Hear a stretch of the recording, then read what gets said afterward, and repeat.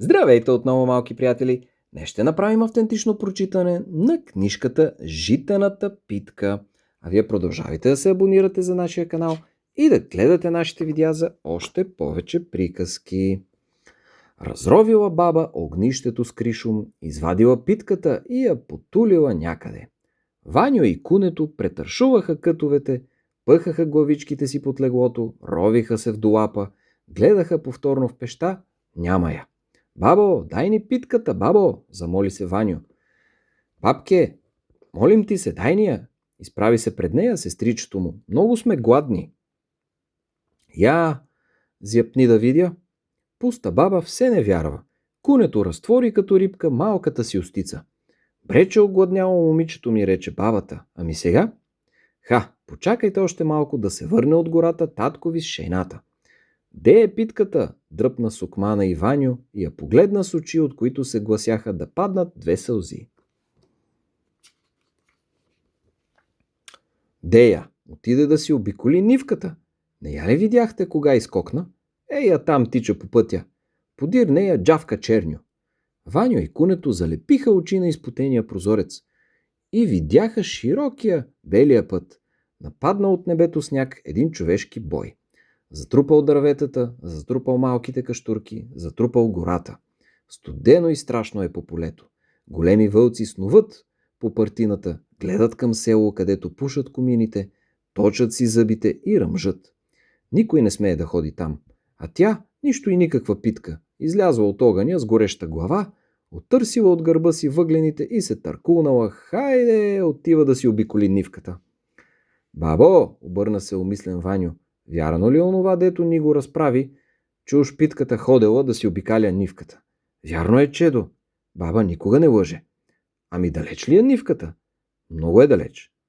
Чак до голямата гора, че зад нея, показа с пръст Кунето. Там. Двете деца пак опряха очи на прозореца. Пада ситен сняг. Сипе, затрупва къщите. Те пъшкат под дебелия юрган и дъхът им едва излиза през комините. Мудно крета по пътя една биволска шейна. Преваля зад моста и чезне зад снега.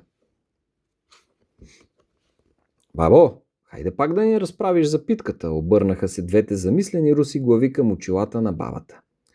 Хубаво, слушайте. Тя питката, започна баба им, като излязла от огъня, озърнала се, смъкнала от гърба си въглените и полека се промъкнала през открехнатата врата. Плюла си на петите и ударила на бяг. Подир нея се втурнал черню.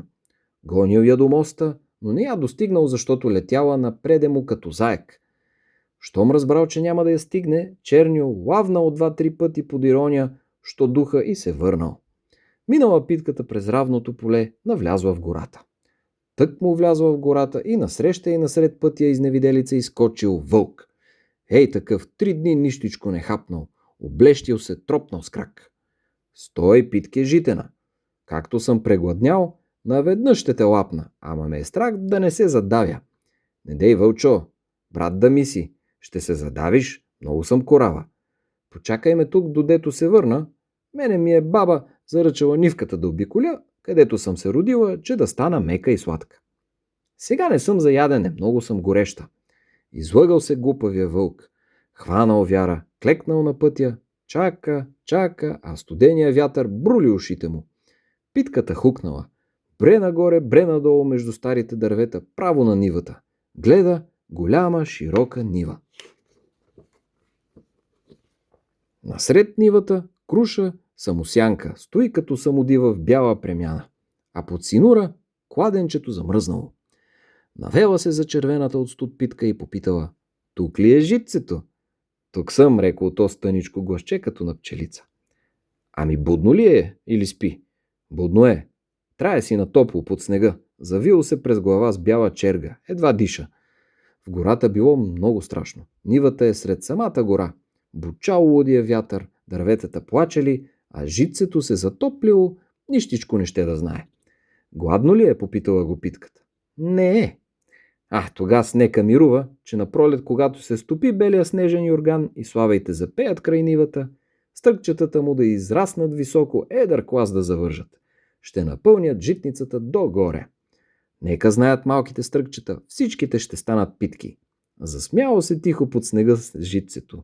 Уж го лъжела питката. Как може то да стане питка? Глупавичко е, защото е много мъничко, само на 2 месеца. Тръгнала си питката назад, свършила си работата и да си у дома. Не минала през гората, ами заобиколила по долината, през ливадите, поела дълбокия път и да си. Ами вълкът, бабо? Вълкът клекнал сред гората, чака и трака с зъби, а студения вятър брули ушите му. Пустата питка колко е хитрушка. Вратникът скръцна. В двора влязоха шейни. Ваньо, тичай, шейната! Иде си, татко, какъв е побелял. Хайде, куне, налей топла вода в менчето да си умие баща ти ръцете.